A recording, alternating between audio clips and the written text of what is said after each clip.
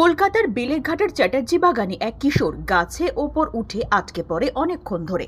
খবর পেয়ে মানিকতলা থেকে দমকল কর্মীরা বৃহস্পতিবার সকালে ওই কিশোরকে উদ্ধার করে।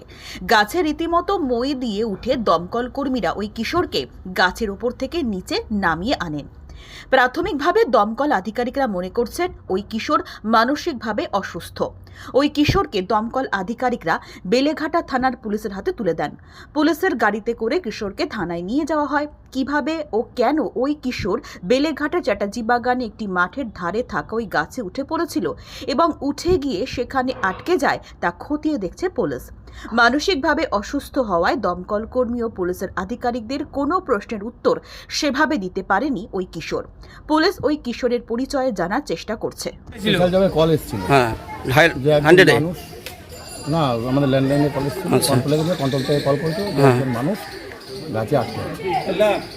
আমরা এসে গাড়ারে মারফত এই রেস্কিউ করার আমাদের একটা কাজ, এবং কাজ সাকসেস হওয়ার পর তো আমাদের ভালো লাগবে।